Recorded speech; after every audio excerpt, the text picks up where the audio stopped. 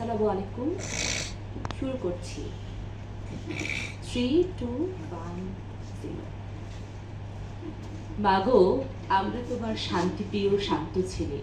তোমার ভয় কি মা? আমরা প্রতিবাদ করতে জানি, যে প্রতিবাদের আগুনে রক্তস্নাত ছাত্র জনতার গণজাগরণে চূর্ণ বিচূর্ণ হয়েছিল ফ্যাসিবাদী ক্ষমতার মসনদ। রচিত হয়েছিল একটি দেশ, একটি ঐতিহাসিক মুহূর্ত, ইতিহাসে যা ৩৬শে জুলাই নামে স্বর্ণ অক্ষরে লেখা থাকবে। জুলাইয়ে যারা প্রথম পা বাড়িয়েছিল, আমি আজ এসেছি তাদেরই উত্তরসূরি হয়ে তাদের কথা বলতে। আমার নাম একজন স্বপ্নদ্রষ্টা। আমার দেশ বাংলাদেশ। জুলাইয়ে আবু সাইদ, মুগ্ধ, ওয়াসিমরা স্বৈরাচারের গ্রেনেড সামনে যেভাবে বুক পেতে দাঁড়িয়েছিল, যে স্বপ্ন নিয়ে, সেই স্বপ্নে সোনার বাংলার কালচার কি এখনো প্রতিষ্ঠিত হয়েছে? হয়নি।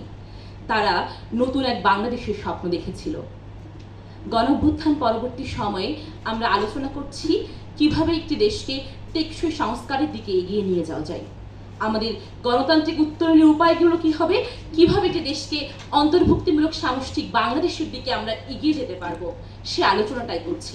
পাশাপাশি আমাদের এই আলোচনাটা জারি রাখতে হবে আমাদের সাংস্কৃতিক আন্দোলনের গতিপথ, স্বরূপ, প্রকৃতি কেমন হবে।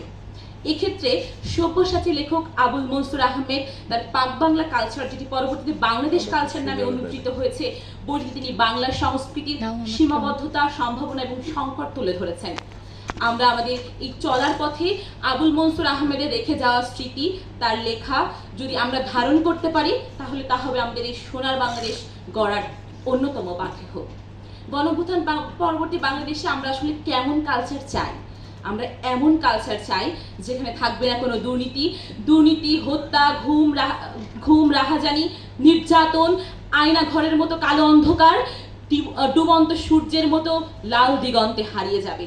গণমাধ্যমকে তার সত্য তুলে ধরার জন্য একবারও ভাবতে হবে না। পুলিশ কোনো রাজনৈতিক দলে শোকেজে সাজিয়ে রাখা পুতুল হবে না।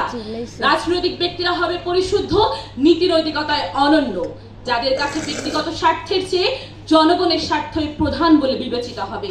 এদেশে থাকবে না কোনো দুর্নীতি সর্বনিম্ন স্তরে পৌঁছে যাবে। এদেশে নারীর নিরাপত্তা, ভোটাধিকার এবং মানবাধিকার প্রতিষ্ঠা করতে হবে। কারো অবস্থা আবরার ফাহরের মতো হবে না। কেউ যদি ফেসবুকে রাজনৈতিক বাস্তবতা তুলে ধরে, তাকে এই রাষ্ট্র বাহাবা দিবে, এই রাষ্ট্র তাকে মাথায় করে রাখবে। কারো অবস্থা যেন তৌফিক হত্যার মতো না হয়।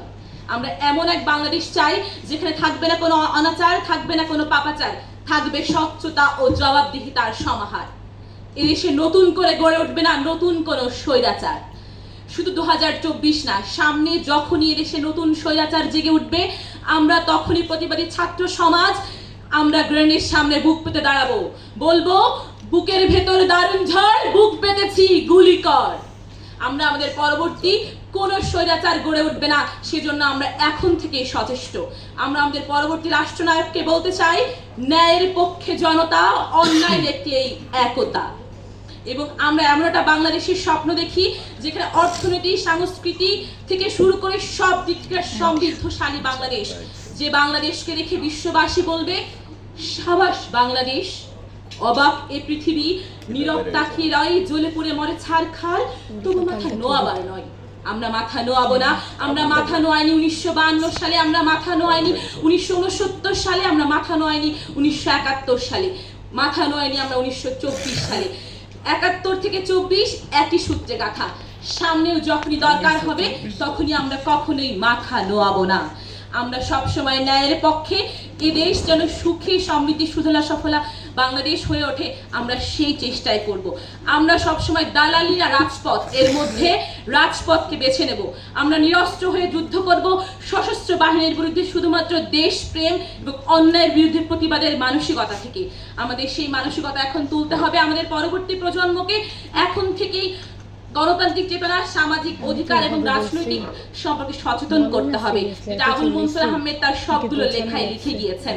আমরা আবুল মনসুর আহমেদকে ধারণ করব, একই সাথে আমাদের পরবর্তী প্রজন্মকে গড়ে তুলব যেভাবে 24 সালে জেনজিরা মাঠে নেমেছিল। তারা মাঠে নেমেছিল, তারা দেখিয়ে দিয়েছে। এবং আমরা এমন একটা বাংলাদেশ গড়ে তুলব যেখানে রোল মডেল হবে আমাদের এই স্বপ্নের সোনার বাংলাদেশ। আমি আকাশকে বলবো, আকাশ তুমি সরে দাঁড়াও, বাংলাদেশ মাথা উঁচু করে দাঁড়াবে। যে দাঁড়ানোতে থাকবে না কোনো বৈষম্য, পাপাচার, দুর্নীতি, সুদ, ঘুষ, হত্যা, রাহাজানি থেকে কোনো কিছুই থাকবে না।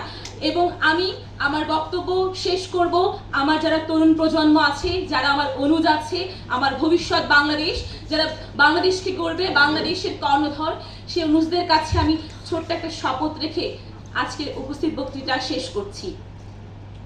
যতক্ষণ দেহে আছে প্রাণ, প্রাণপণে বাংলাদেশের সরাবো জঞ্জাল।